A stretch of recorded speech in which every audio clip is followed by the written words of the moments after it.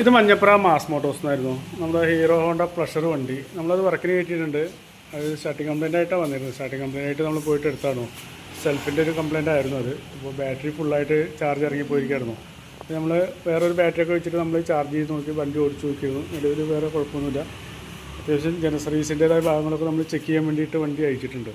നമ്മളതിൻ്റെ ബാക്കിലൊക്കെ ബ്രേക്കൊക്കെ ഒന്ന് ചെക്ക് ചെയ്യാൻ വേണ്ടി അയച്ചാണ്.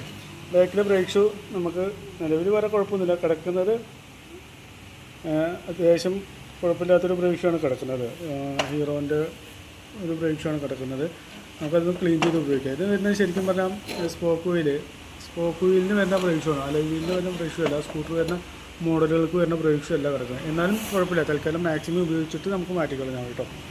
അതുപോലെ അതിൻ്റെ ക്ലച്ചിൻ്റെ ഭാഗത്ത് ചെക്ക് ചെയ്യാൻ വേണ്ടി അയച്ചാണ്. ക്ലച്ചിൻ്റെ ഭാഗത്ത് വേറെ കുഴപ്പമൊന്നുമില്ല. ക്ലച്ചൊക്കെ നല്ല വർക്കിംഗ് ആണ്, വേറെ കുഴപ്പമൊന്നുമില്ല. ഓട്ടോ ക്ലച്ചിൻ്റെ യൂണിറ്റാണ്, വേറെ കുഴപ്പമൊന്നുമില്ല. അതുപോലെ വേരിയേറ്റർ ബോഡി റോളർ വെയിറ്റും വേറെ കുഴപ്പമൊന്നും കാണിക്കുന്നില്ല. ബെൻഡെക്സ് യൂണിറ്റ് ആയാലും നിലയിൽ വേറെ വർക്കിംഗ് കറക്റ്റാണ്, വേറെ കുഴപ്പമൊന്നുമില്ല. പിന്നെ ബെൽറ്റ് ചെക്ക് ചെയ്ത് കഴിഞ്ഞപ്പോൾ ബെൽറ്റ് കിടക്കുന്നത് കമ്പനി ബെൽറ്റൊന്നുമല്ല, എന്നാലും അത്യാവശ്യം ഉപയോഗിക്കാനുണ്ട് നമുക്ക്. പിന്നെ കുറച്ചും കൂടി കഴിഞ്ഞിട്ട് നമുക്ക് കിലോമീറ്റർ കുറച്ചും കൂടി കഴിഞ്ഞിട്ട് മാറ്റി മതി. ഓക്കെ. പിന്നെ അതുപോലെ നമ്മൾ അതിൻ്റെ എയർ ഫിൽറ്ററൊക്കെ ഒന്ന് ചെക്ക് ചെയ്യാൻ വേണ്ടി അയച്ചാണ്. എയർ ഫിൽറ്റർ നിലവിൽ വേറെ കുഴപ്പമൊന്നും കാണിക്കുന്നില്ല. ക്ലീൻ ചെയ്തിട്ടാൽ മതി. പ്ലഗ് ആയാലും നിലവിൽ വേറെ കുഴപ്പമൊന്നും കാണിക്കുന്നില്ല. പ്ലഗ് നമുക്കത് ക്ലീൻ ചെയ്തിടാം.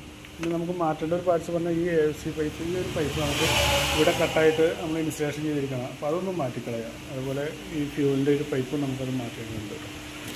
പിന്നെ അതുപോലെ തന്നെ അതിൻ്റെ കാർബറേറ്ററൊക്കെ ഒന്ന് ക്ലീൻ ചെയ്യാൻ വേണ്ടി അയച്ചിട്ടുണ്ട് നമ്മൾ. കാർബറേറ്റർ നമുക്ക് ഫുള്ളായിട്ട് ക്ലീനർ വെച്ചൊന്ന് ഫുള്ളായിട്ട് ക്ലീൻ ചെയ്തെടുക്കാം. പിന്നെ അതുപോലെ തന്നെ അതിൻ്റെ ഈ സ്ലോ ജെറ്റ് ഒന്ന് മാറ്റിയിട്ടിട്ടും പുതിയത് ഇറങ്ങുന്നുണ്ട്. അത് അത്യാവശ്യം ചെറിയൊരു ബ്ലോക്ക് ആയിട്ടുണ്ട്. അത് ചെറിയൊരു മൈന്യൂട്ടായിട്ടൊരു ഹോളാണ് വരിക.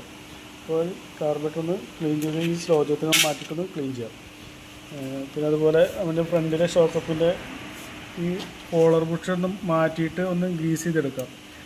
ഈ ഷോക്കപ്പിൻ്റെ ബുഷൊന്നും കുഴപ്പമൊന്നുമില്ല, അതൊന്ന് ഗ്രീസ് ചെയ്താൽ മതി. ഇവിടെ വരുന്ന 2 ബുഷുകൾ മാത്രം മാറ്റിയിട്ടൊന്ന് ഗ്രീസ് ചെയ്തെടുക്കാം. ഫ്രണ്ടിൽ ബ്രേക്ക് ഷൂ ആയാലും വേറെ കുഴപ്പമൊന്നുമില്ല.